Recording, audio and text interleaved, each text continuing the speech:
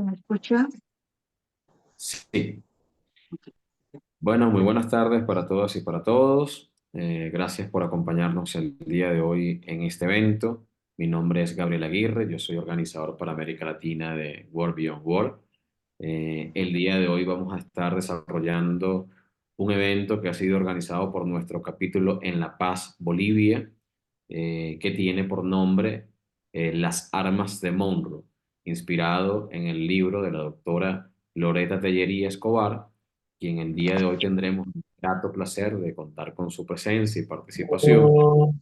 Pero antes de esto, me gustaría presentar a la coordinadora de nuestro capítulo de World Beyond World en La Paz, en Bolivia, a Silvia Mejía, quien dará unas palabras introductorias a este evento, que hay que recordar está siendo grabado y posteriormente va a poder ser puesto a disposición de todos y cada uno de ustedes, quienes se han registrado para participar en este evento y por supuesto en las distintas plataformas y redes sociales de World Beyond World. Muchísimas gracias, Silvia. Buenas tardes, bienvenida. Buenas tardes, Gabriel. Buenas tardes, Loreta. Y, y también buenas tardes a los que se han inscrito y a los que tengan acceso a este webinar. Sí, como capítulo del World Bingo World en Bolivia, esta es nuestra primera actividad y tenemos pues el grato placer de iniciarlo con Loretta Tellería, que es una compañera eh, cientista política especializada en temas de defensa y seguridad nacional y bueno, es un placer que ella nos esté acompañando ahora y compartiendo sus conocimientos. En el capítulo hemos visto por conveniente, coordinando con Gabriel, abrir este webinar en función a que recientemente, el 2 de diciembre del año pasado, se celebró entre comillas, se celebró los 200 años de vigencia de la doctrina Monroe y como ya nosotros conocemos, esto es pues un parte de la política exterior de Estados Unidos que trata sobre todo de políticas de injerencia e intervención militar en las regiones donde es de su interés, sobre todo económico, de controlar, ¿no? Gobiernos, regiones, territorios, y donde hay este control, pues hay poca soberanía y hay poca libertad y autodeterminación de los pueblos, ¿no? Entonces, en este sentido, creo que Loretta nos va a hacer una reseña muy interesante de los hallazgos de su investigación que se encuentra pues en su libro. Con eso yo daría paso para que Loretta comience. Gracias. Perfecto, muchísimas gracias, Silvia. Gracias por esas palabras de introducción. Pues nada, entonces ahora sí vamos a dar paso y la bienvenida a la doctora Loretta Peri. Recordar que ella es doctora en ciencias de La Habana, en Cuba, es magíster en estudios sociales y políticos latinoamericanos de la Universidad Alberto Hurtado en Santiago de Chile y además es licenciada en ciencias políticas y economía de la Universidad Mayor de San Andrés de La Paz en Bolivia. Es además autora de diversos libros y artículos sobre la policía, las Fuerzas Armadas, la democracia, la geopolítica y, por supuesto, las relaciones de Bolivia y Estados Unidos. Además, es miembro del grupo de trabajo de estudios sobre Estados Unidos de Claxo. Entonces, Loretta, bienvenida y gracias por estar con nosotros y por aceptar esta invitación. Gracias eh, por la invitación en este primer webinar del capítulo de Bolivia de World Beyond World. Para mí es muy importante participar en este primer evento porque creo que el trabajo que realiza esta red es muy importante para develar la situación de el imperialismo y la injerencia que promueve Estados Unidos, no solo en la región latinoamericana, sino también en el mundo, ¿no? El libro que voy a presentar son Las armas de Monroe, 2 siglos de intervenciones militares de Estados Unidos en la Patria Grande. Salió publicado en diciembre del 2023, está colgado en la página de World Beyond War. Cualquiera lo puede descargar, es de descarga libre para que un poco todos puedan conocer cuáles han sido cuál ha sido el devenir de estos 200 años de intervención militar de Estados Unidos en la región. El libro se enfoca principalmente en lo que es la doctrina Monroe, y la doctrina Monroe surge en 1823, que es parte de un discurso del presidente Monroe de Estados Unidos, donde despliega lo que se ha denominado posteriormente doctrina, en el sentido de que Estados Unidos no estaba dispuesto a aceptar que países de Europa, en ese momento también de la Santa Alianza, intervengan o quieran volver a apropiarse de territorios en el hemisferio occidental. De ahí que desde la visión de Estados Unidos se da una visión para defender el hemisferio occidental, los territorios que se estaban independizando en ese momento, pero que posteriormente reveló sus objetivos concretos, que era tener hegemonía en este hemisferio y poder intervenir libremente en él, sin tener competencias extranjeras, europeas u otras que no pertenezcan al continente. Pues bien, la doctrina Monroe se ha desplegado en América Latina y el Caribe desde diversas esferas, ¿no? La esfera política, la esfera económica, la esfera cultural y también la esfera militar. Lo que hace el libro es reconstruir cuáles han sido los mecanismos de intervención militar de Estados Unidos en América Latina y el Caribe desde la perspectiva de la doctrina Monroe. Esto viene a colación de lo que sucede en la actualidad. Yo creo que todos han escuchado en varias oportunidades las declaraciones del actual comandante del Comando Sur, Laura Richardson, donde ha venido a protagonizar una serie de eventos, de visitas a la región, donde de manera explícita muestra que el interés que tiene Estados Unidos y específicamente el Comando Sur, que ella comanda, es controlar la región, porque es una región rica en recursos naturales, ¿no? El tema del litio, las reservas de litio que tiene la región, las reservas de agua dulce que tiene la región, y sumado a todo el tema de gas, petróleo, etc. Entonces, actualmente no existe el doble discurso que siempre utilizaba Estados Unidos de precautelar los valores democráticos en la región, y por eso evitaba la injerencia de lo que ellos denominan actores malignos, por ejemplo China y Rusia, sino que se expresa abiertamente que el interés que tiene Estados Unidos en la región son sus recursos naturales, como fue de manera histórica durante los 200 años. Ahora, ¿por qué se da el término de intervención? ¿Cómo nosotros definimos el término de intervención? O injerencia de manera igual, intervención o injerencia, se promueve de acuerdo a los objetivos que tiene Estados Unidos, y estos objetivos de manera general han sido el dominio del territorio en Latinoamérica. Entendiendo como territorio no un espacio geográfico concreto, sino lo que Anester Seseña habla en sus investigaciones, el territorio como una construcción social compleja que articula a la vez elementos físicos, culturales y de sentido común, ¿no? Es una construcción social mucho más amplia que el simple espacio geográfico. Entonces, el objetivo primordial de Estados Unidos ha sido tener el control y dominio del territorio latinoamericano. Y para ello, uno de sus principales instrumentos ha sido el uso de su aparato militar. De acuerdo a la investigación realizada por propios académicos estadounidenses para el Congreso de Estados Unidos, en el marco de hacer una recopilación de las intervenciones militares directas de su país, se tiene el resultado que entre 1798 y el año 2001, Estados Unidos promovió 300 intervenciones militares a lo largo de todo el mundo, ¿no?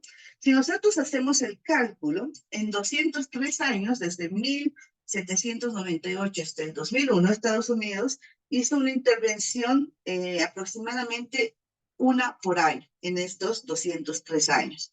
Pero la investigación solo se refiere a las intervenciones directas, es decir, aquellas intervenciones donde Estados Unidos mandó a sus militares para intervenir estos países, pero no a las intervenciones indirectas. Llámese operaciones encubiertas, operaciones especiales, apoyo militar y político en la formación de militares, etcétera, como tal, como se realizó a lo largo de estos 200 años. Es decir, si se toman en cuenta las intervenciones indirectas más las intervenciones directas, el número se extendería mucho más durante todos este periodo de estudio que son los 200 años. Ahora, estas intervenciones sí empezaron siendo directas, que es más o menos en la segunda mitad del siglo XIX, donde México, Puerto Rico, Cuba estuvieron directamente afectados, y en los primeros 30 años del siglo XX, donde también se dieron las intervenciones directas, principalmente en los países de Centroamérica y el Caribe, ¿no?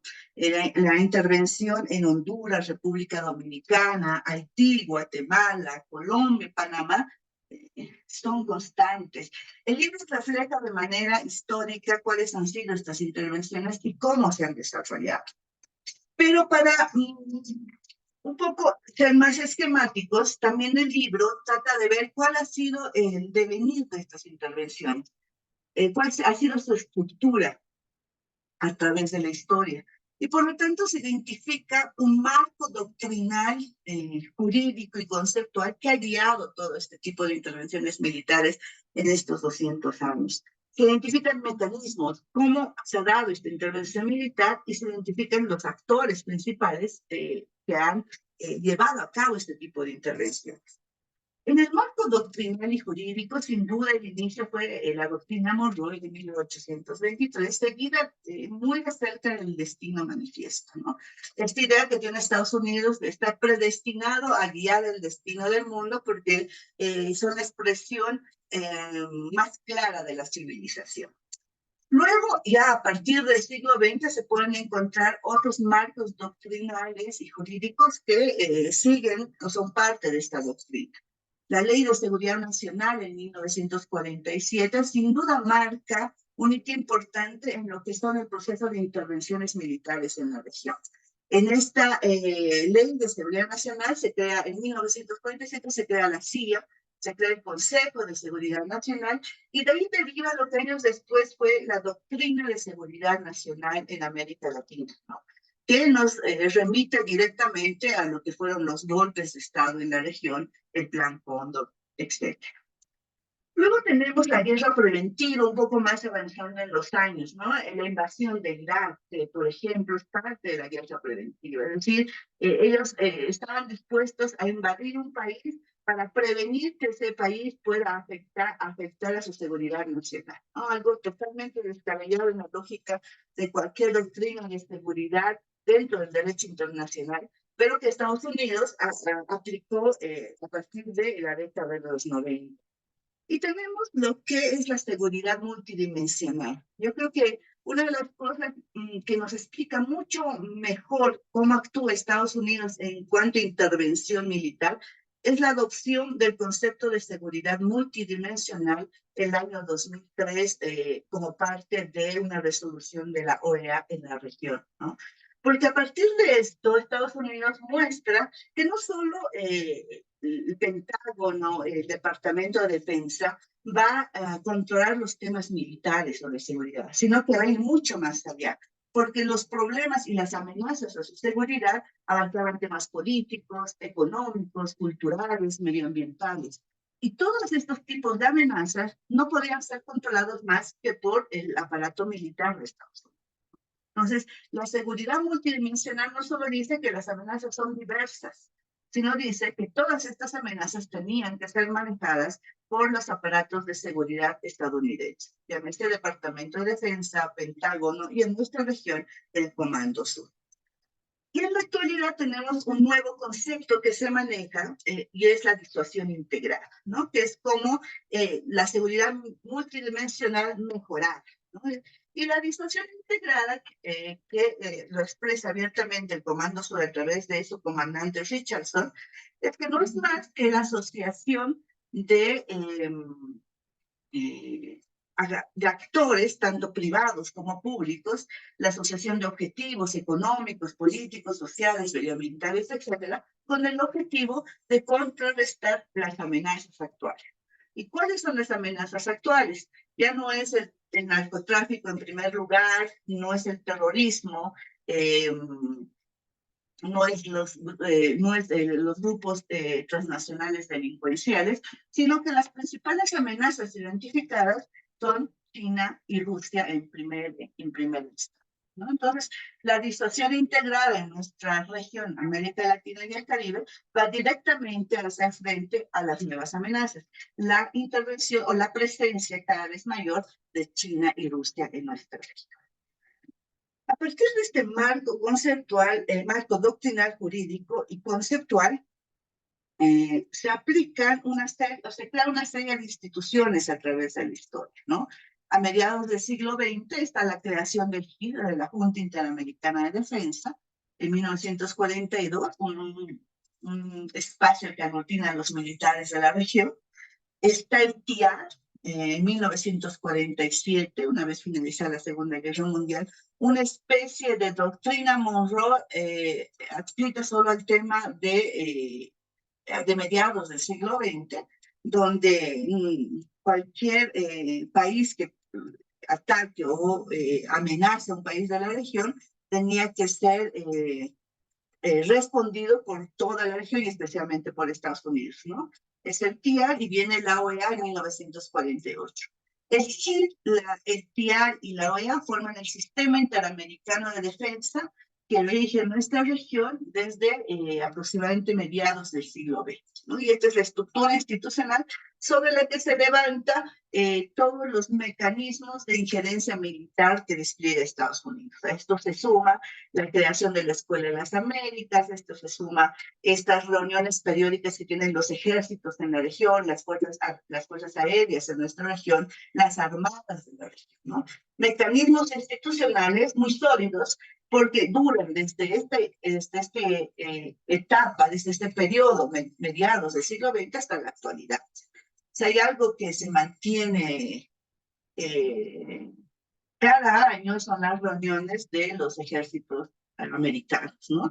Y que tienen una agenda concreta, un marco institucional concreto, etcétera, independientemente de los sistemas de los países de los que son parte. Ahora, a partir de esto, se han creado mecanismos, como ya mencionaba. ¿Cuáles han sido los mecanismos de intervención? Y aquí se ven mecanismos de intervención directos e indirectos, ¿no? Los directos es la presencia militar efectiva de militares norteamericanos, estadounidenses en los países, ¿no? Y esto se da muy claro en la primera mitad del siglo XX, en las primeras décadas del siglo XX, donde en países como Guatemala, Honduras, República Dominicana, Haití, los marines desembarcaban en dichos países, lo ocupaban en muchas oportunidades por varios años y luego salían para volver a entrar años después, ¿no? Entonces, estas son las intervenciones directas. El libro en la última parte muestra una tabla donde se ve en los 200 años por presidencia de Estados Unidos, en qué años se dieron las intervenciones y a qué país, ¿no? De manera más esquemática. Pero esto muestra que este tipo de intervenciones a través de los años también se ha sofisticado, ¿no? Y no solo hay que ver este tipo de intervenciones directas, no solo es la presencia de los marines o de militares estadounidenses en el país en cuestión, sino también las intervenciones militares indirectas. Y aquí se enfoca que es una intervención militar indirecta, otro tipo de mecanismos, por ejemplo, la instalación de bases militares en la región, que fue intensa en el periodo de la Segunda Guerra Mundial, después disminuyó y a partir de la década de los 90 se fueron implementando nuevamente las bases militares. Tenemos la asistencia militar y la venta de armas. En el tema de asistencia militar son millones y millones de dólares que Estados Unidos destina año tras año a nuestros países para asistencia, entre comillas, militar, que van destinados abiertamente a que los militares de nuestros países se formen bajo la doctrina de seguridad de Estados Unidos, ¿no? Tengan aliados en la región y estos aliados son principalmente los militares. Y tenemos también el tema de formación, ¿no? Cuando nosotros vemos los datos de formación, la cantidad de militares latinoamericanos que se ha formado en Estados Unidos desde mediados del siglo XX, a partir de la Escuela de las Américas, e incluso antes, es impresionante, ¿no? Y la cantidad de militares que se siguen formando en la actualidad también es impresionante, incluso en países que se declaran abiertamente antiimperialistas, como fue el caso boliviano y que veremos más adelante. Ahora, estos mecanismos de intervención indirectos y directos han tenido resultados objetivos en la realidad, ¿no? Les decía que el tema de las ocupaciones y las intervenciones militares en Centroamérica y el Caribe en las primeras décadas del siglo XX son un ejemplo claro. La Alianza para el Progreso, muchos ven la Alianza para el Progreso como una estrategia de apoyo económico que en su momento dio Kennedy a la región, pero que leído desde la óptica militar fue también un proceso de intervención militar indirecta, ¿no? Porque a partir de la Alianza por el Progreso nacen los programas de acción cívica. ¿Y qué era la acción cívica? Era formar a los militares no solamente en contrainsurgencia, luego de la Revolución Cubana, sino también formar a los militares para que hagan procesos de relacionamiento con las sociedades, ¿no? Con la sociedad en el campo, con la sociedad que podría ser potencial actor de sublevación social, ¿no? Y aparte de esto, es la inauguración en varios países de lo que se dice la adopción de los militares de nuevos roles, ¿no? Los militares, a partir de esto, de la acción cívica, empiezan a desarrollar funciones de seguridad, funciones de desarrollo, construcción de escuelas, de puentes, alfabetización, etc. Lo que muchas veces critica Estados Unidos, pero que, como vemos en la historia, la Alianza para el Progreso fue el principal motor para que esto se desarrolle en varios de nuestros países. Y tenemos también como un ejemplo de intervención militar el Plan Cóndor, ¿no? Como el Plan Cóndor, que fue la alianza de las dictaduras del Cono Sur de la región, estuvo gestado desde Estados Unidos y que fue apoyado por Estados Unidos. La cooperación militar que dio Estados Unidos a todas estas dictaduras son datos y son pruebas palpables de que el apoyo estuvo presente y de que este también fue un proceso de intervención militar indirecto. Un poco viniéndose a nuestros años, a la década de los 90 y los 2000, no podemos dejar de lado otros mecanismos de intervención indirecta que fueron el Plan Colombia, la Iniciativa Mérida, la Iniciativa Andina, un poco bajo la mirada de este proceso de identificar una nueva amenaza, ya no era el comunismo, era el narcotráfico. Y a partir de esta nueva amenaza, Estados Unidos interviene en toda la región, especialmente en el área andina, con planes e iniciativas que bajo la narrativa norteamericana estaba destinada a erradicar tráfico de drogas, pero que en los hechos provocó graves crisis en temas de derechos humanos, de ejercicio de soberanía, de violencia y obviamente de injerencia militar en muchos casos directa, ¿no? La presencia de militares norteamericanos en estos países para llevar a cabo procesos de interdicción, de erradicación, etc. El caso boliviano y colombiano, yo creo que son los más patentes en esta área de intervención militar que se desarrolló en la década de los 90 y los 2000, ¿no? Y en la actualidad, otro tipo de intervención indirecta, obviamente, en el ámbito militar es lo que se ha denominado los neogolpismos o los golpes híbridos, ¿no? El caso de Venezuela del año 2002, donde Estados Unidos tuvo una presencia importante para el golpe contra Hugo Chávez, que duró poco tiempo. El caso de Honduras en 2009, donde los militares fueron donde el presidente Zelaya y lo secuestraron y lo llevaron a la base Sotocano, que es una base militar norteamericana, para después mandarlo a otro país, un caso de golpe de Estado donde los militares tuvieron una importancia fundamental. Y el caso del año 2019, donde los militares también actuaron y con una conexión directa de lo que fue la injerencia de Estados Unidos para que esto sucediera, ¿no? Y en todo este sistema de marco doctrinal, conceptual e institucional, también se dan actores. ¿Cuáles fueron los actores que llevaron a cabo este proceso de injerencia militar durante todo este tiempo? Y si uno identifica a los actores, obviamente en el primer periodo están los marines de Estados Unidos.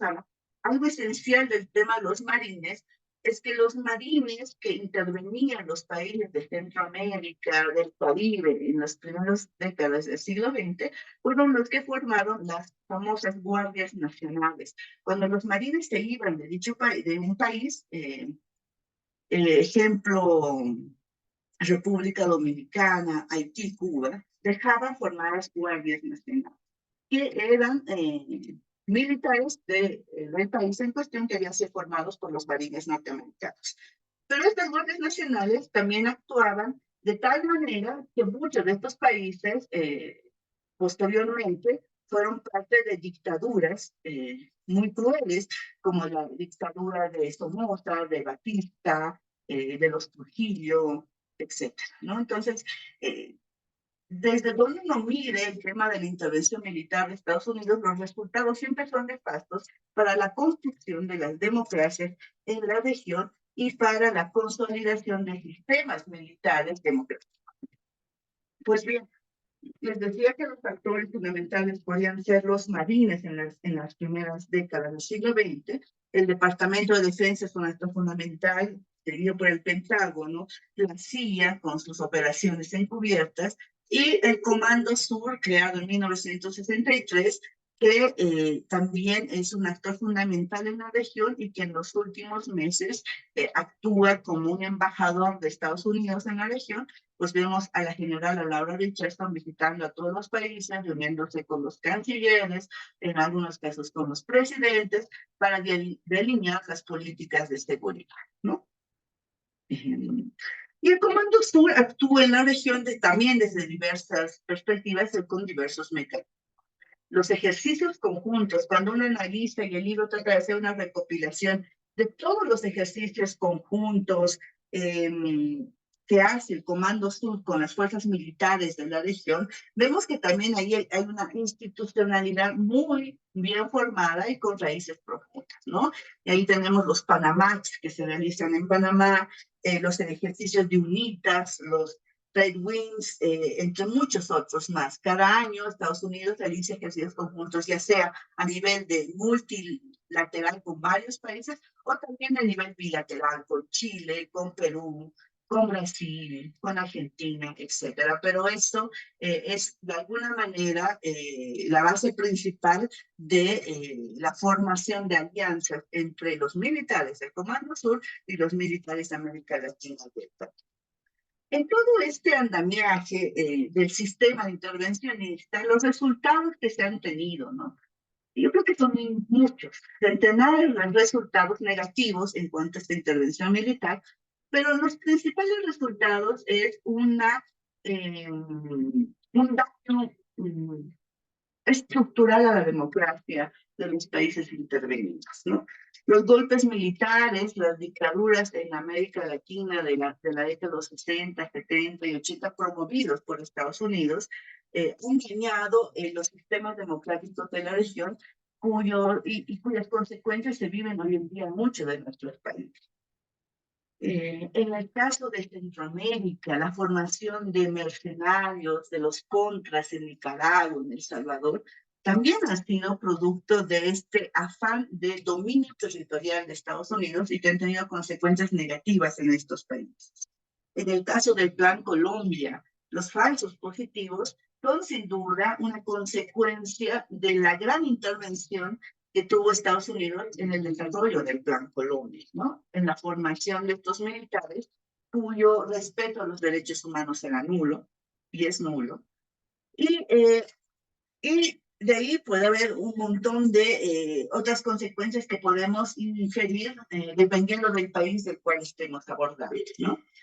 Y en el caso de Bolivia, de la que soy parte y de la que también tengo más conocimiento, podemos ver que toda esta estructura de intervención militar, esta doctrina, este manejo de conceptos, estas instituciones, el CID, la OEA, la Escuela de las Américas, estos mecanismos de intervención, los ejercicios conjuntos, el Comando Sur, la iniciativa andina que tocó Bolivia en la década de los 90, han tenido resultados negativos, al igual que toda la región intervenida, ¿no?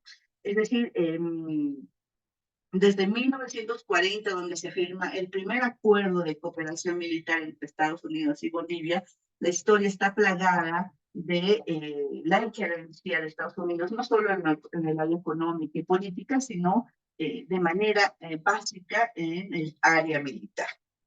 Y aquí lo que yo les quería mostrar es que no bastó que en 2008 el gobierno de Evo Morales expulse a la DEA del país, ¿no?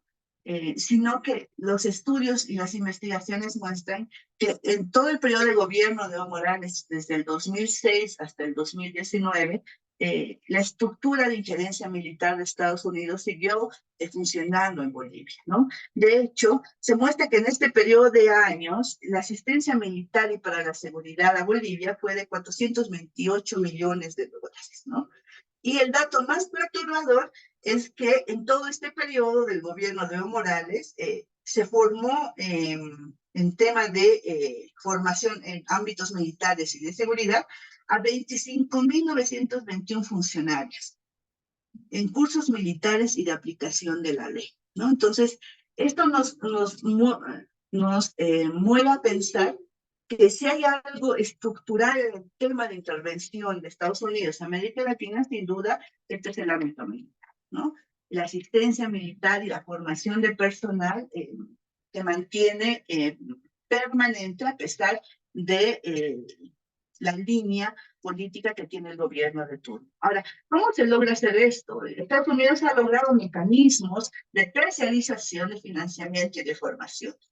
Ahora muchos de los militares y policías ya no se van a formar a escuelas de Estados Unidos, sino se van a formar escuelas de Colombia, escuelas de Perú, escuelas de Panamá, por ejemplo, en el tema policial, pero que son financiados por el gobierno de Estados Unidos y cuyos instructores o son militares norteamericanos o han sido formados por militares norteamericanos, ¿no? Que al final de cuentas es lo mismo. Es la misma línea intervencionista que tiene Estados Unidos en ámbitos militares y que se han ampliado a ámbitos de seguridad y de justicia en los últimos, ¿no? Ahora, ahí quería compartirles algunos mapas que tiene el libro, un poco para graficar lo que sucede. Bueno, ahí están en los anexos. Y este es el mapa que tiene el libro de bases y cuasi bases militares de Estados Unidos en América Latina y el Caribe. Esta es la fuente de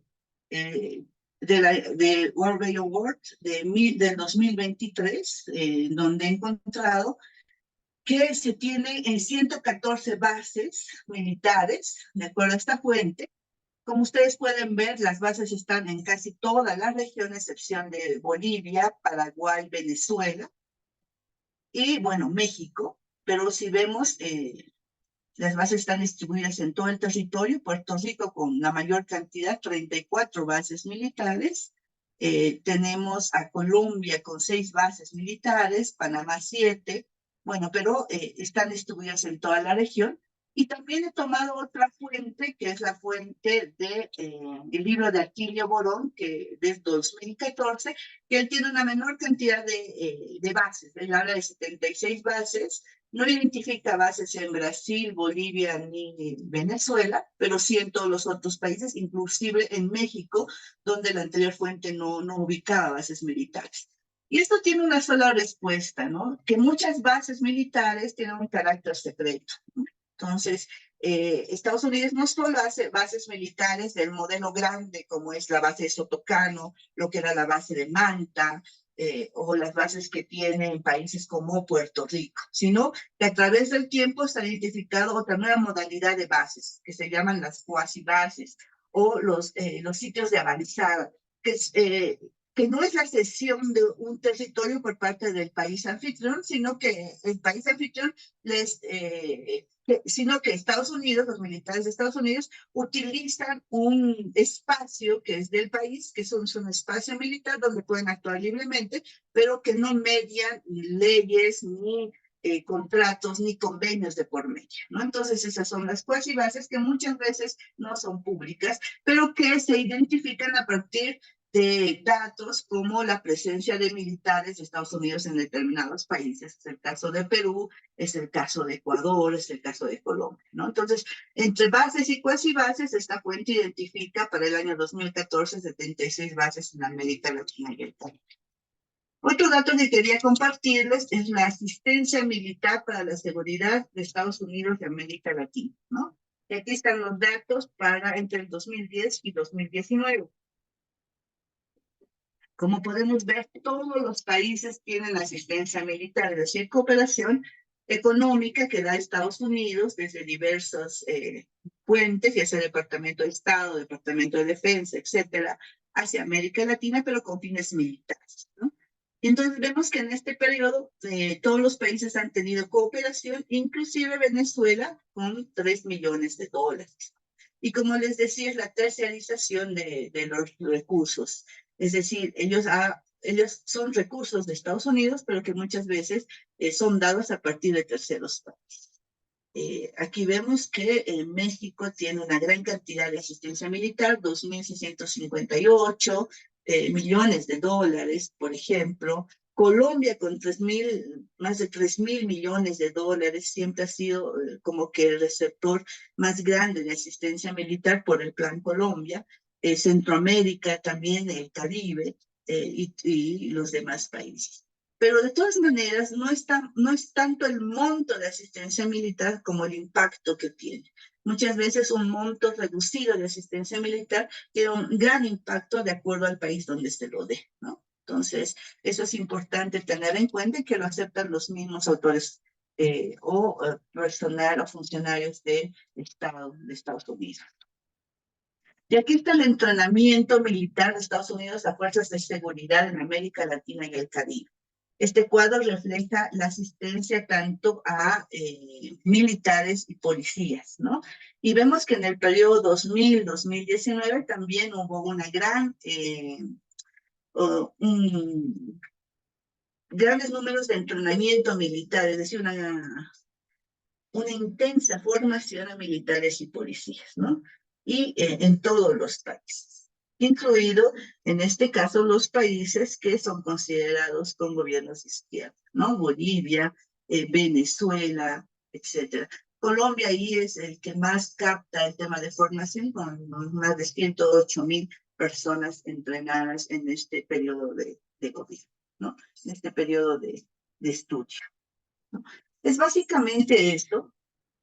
Y bueno, lo que yo quería para finalizar es ver que la situación es sí preocupante, porque los datos que uno diariamente ve de lo que está sucediendo, por ejemplo, en Ecuador, y lo que está dándose en el tema militar con el nuevo gobierno, el anterior y Estados Unidos, es preocupante, ¿no? El último acuerdo que firmó Ecuador con Estados Unidos muestra que los militares y los civiles de Estados Unidos en el país de Ecuador gozan de inmunidad, gozan de privilegios y gozan de excepción, ¿no? Inmunidad porque no pueden ser procesados por los delitos que cometan, un poco retrotrayéndonos a lo que pasaba a inicio del siglo XX con los acuerdos militares, excepciones de impuestos, pueden importar lo que sea sin pagar ningún impuesto, y privilegios, pueden mover sus aeronaves, sus buques y sus vehículos por todo el territorio ecuatoriano sin necesitar ningún permiso del gobierno, ¿no? Y esto se suma a la firma de otros acuerdos que también son preocupantes para la región. Si nosotros también vemos qué sucede en Perú, la presencia militar en Perú es constante, no es parte de los medios de comunicación, no lo reflejan tanto como sucede en otros países, pero Perú cada año tiene en su territorio, y decide su territorio, centenares de militares de Estados Unidos que trabajan de manera coordinada con los militares peruanos y que de alguna manera no es más que la intervención militar de Estados Unidos en aquel país, ¿no? Entonces, la investigación país por país nos revela datos que realmente son alarmantes, no solo en formación y en asistencia, sino cómo los militares complotan con países o con gobiernos que son de izquierda, ¿no? Y esto se ha visto, como les dije, en Venezuela, en Honduras, en Bolivia, y puede suceder posteriormente, porque vemos que la injerencia militar sigue latente y es más fuerte que nunca. Es eso lo que les quería un poco expresar y gracias si tienen alguna pregunta. Perfecto. Muchísimas gracias, Loretta, por esta explicación que ha sido realmente muy detallada, minuciosa y además estos últimos gráficos que han mostrado dan cuenta de algo que hemos venido reafirmando nosotros, y es que existe un proceso creciente de militarización que en los últimos años se ha profundizado en el continente y que por supuesto todo esto tiene un sustento desde el punto de vista ideológico, tiene un sustento desde el punto de vista conceptual, armado y amparado sobre la base de la doctrina Monroe. Hay una pregunta que nos habían hecho llegar con antelación y es específicamente sobre si el libro y esta obra que tú has preparado propone una salida o una superación a la doctrina Monroe y cuál pudiese ser esa nueva forma de relación. Yo estoy parafraseando la pregunta, ¿no? Por supuesto. Una nueva forma de relación entre los pueblos de América Latina y Estados Unidos.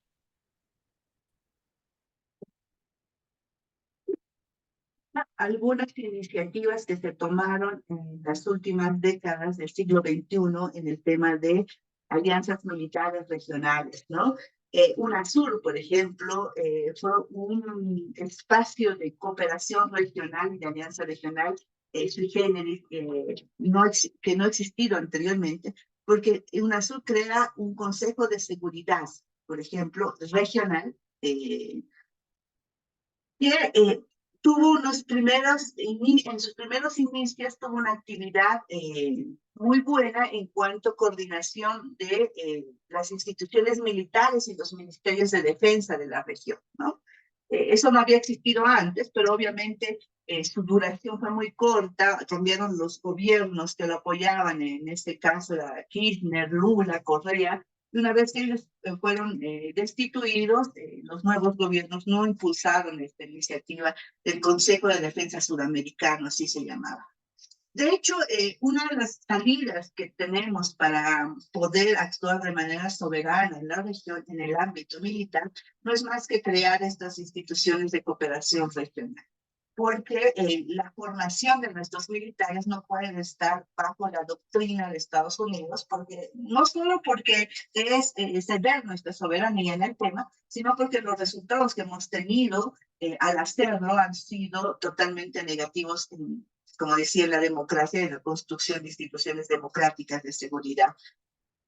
Sino para que nosotros tengamos nuestros propios institutos de formación regional de acuerdo a nuestras propias amenazas. Nosotros adoptamos las amenazas de seguridad que tienen los Estados Unidos, que tienen la estrategia de seguridad de Estados Unidos, pero no delineamos nuestras propias amenazas. Y muchas veces las amenazas que tiene la región o un determinado país en nada tienen que ver con las amenazas que delinean la estrategia de seguridad de Estados Unidos, ¿no? Entonces, la integración regional en el ámbito militar es muy importante. Pero también es importante esto que es la subordinación de los militares a los gobiernos civiles, ¿no? No puede ser que exista anualmente la reunión de los comandantes del ejército, de comandantes de fuerza aérea, los comandantes de las fuerzas navales o marítimas, de manera constante, sin que las áreas que abordan o las temáticas que abordan sean resultado de lo que hacen sus propios ministerios de defensa, ¿no? Entonces ahí hay dos líneas muy divididas que impulsa Estados Unidos, que crea aliados militares y muchas veces no aliados en los ministerios de defensa, ¿no? Entonces es importante que estos sistemas de integración regional en el ámbito militar respeten la subordinación militar a lo que es el gobierno civil y en este caso a los ministros de defensa, que deberían ser civiles y en muchos países no. Perfecto, de acuerdo. No, pues muy claro este elemento. Yo creo que nos sirve para orientar mejor esta discusión. Yo lo que propondría, me atrevería a proponerte Loreta, es que vayamos quizás mirando la posibilidad de trabajar esto, porque yo sé que el libro tiene mucho contenido, tiene muchas cosas que decir. Ojalá pudiésemos armar algunos círculos de lectura con otras organizaciones, con otros movimientos en América Latina que también estoy seguro que les interesa muchísimo el tema. Así que quisiera dejar la invitación abierta para que podamos trabajar con otros movimientos y otros compañeros en esta dirección, compañeras, de manera de poder profundizar este estudio que es fundamental. O sea, si queremos entender y comprender y sobre todo avanzar en lo que planteamos nosotros, que es poner fin a las guerras, al militarismo, al armamentismo, y por supuesto construir una cultura de paz, es necesario visualizar de qué forma va extendiéndose este militarismo en América Latina y cómo aún no termina de superarse la doctrina Monroe. Inclusive ahora hubo hace un par de meses sobre la presentación de un proyecto en el Congreso de Estados Unidos por un conjunto de congresistas que justamente proponían unas nuevas relaciones de cooperación y cercanía con América Latina por parte de Estados Unidos, como una forma de enterrar la doctrina Monroe. Sabemos que no es un tema fácil, sabemos que es un tema que está unido al control de recursos estratégicos, que está unido a la visión que no se supera aún del patio trasero y del dominio del espacio vital efectivo por parte de Estados Unidos en esta región. Pero bueno, tu libro yo lo celebro porque indudablemente son un conjunto de notas conceptuales, de investigaciones que nos permiten tener con mayor claridad esto que se ha afirmado por parte de los movimientos de muchísimos años. Entonces, desde nuestra organización queremos agradecerte profundamente por haber compartido con nosotros esta hora de trabajo y estamos seguros que vamos a seguir laborando. Nuestro capítulo en La Paz en Bolivia va a mantener esta relación fructífera y de acción y de trabajo y de cooperación contigo, Loreta. No sé si Silvia quisiera dar algunas palabras también para despedir este evento, Silvia, antes que nos vayamos. Y Loreta, igual, si quieres cerrar con alguna reflexión final, pues nada, micrófono y cámara abierta. Bueno, el libro es autoría con Juan Ramón Quintana, ambos trabajamos el tema desde hace más de 20 años, y abierta a formar equipos y a trabajar sobre el tema, ¿no? Yo creo que una de las deficiencias que hay en nuestra región es que muy pocos académicos abordan el tema de lo que es lo militar primero y lo que es la injerencia militar de Estados Unidos en nuestros países, ¿no? Es un área como que autovetada por los académicos de la región. En el caso boliviano, muy pocos trabajan el tema. Como que los militares es un espacio ajeno, pero más que ajeno es un espacio que ha intervenido en la historia de nuestros países y que tenemos que conocerlo y solo conocerlo, conociéndolo podemos intervenir en él, ¿no? Bajo esta lógica de la subordinación militar al poder legalmente constituido. Entonces, abierta a trabajar en cualquier equipo. Otra vez felicitarles por el trabajo que realizan. Me parece, cuando descubrí la página web, me encantó. Me parece muy bueno trabajar por la paz en estos momentos donde se está produciendo un genocidio en Palestina. Es realmente importante. Y bueno, atenta a lo que ustedes están haciendo y atenta a todo lo que puedan crear para consolidar un grupo de estudios sobre estos temas tan relevantes, no solo en nuestra región, sino en el mundo. Gracias. Claro, claro que sí, gracias, Loreta. Silvia. Sí, bueno, también agradecer tu intervención, Loreta, y creo que ha sido muy esclarecedor para las personas que estén interesadas en conocer a profundidad tal vez esta temática. Ahí está el libro, ¿no?, que nos ha proporcionado gentilmente Loreta para que podamos acceder de forma gratuita y que además también eso nos ayuda a reflexionar sobre lo que está pasando actualmente en nuestra región, ¿no? Estas amenazas que ya mencionaba Loreta y también como una forma o una invitación para hacer de repente una agenda de trabajo para promover esto de la cultura de paz y el rechazo de todo uso de la guerra como un medio de conflicto. solución de conflictos, ¿no? Yo estoy muy agradecida y a nombre de todo el equipo que conforma el capítulo acá en Bolivia, te agradecemos a Loreta y a ti también, Gabriel, por ayudarnos en la moderación de este webinar. Muchas gracias y tengan buena vida todos y todas. Vale, muchísimas gracias, Silvio. Bueno, no nos queda más que despedirnos. A todas y a todos, gracias por haber participado. Recuerden que este evento vamos a compartirlos a través de un correo con la grabación del mismo. Y pues nada, un gran abrazo. Construyamos un mundo de paz, solidaridad y con justicia social. Gracias, Loreta. Gracias, Silvio. Y gracias a todos y a todos que estuvieron presentes.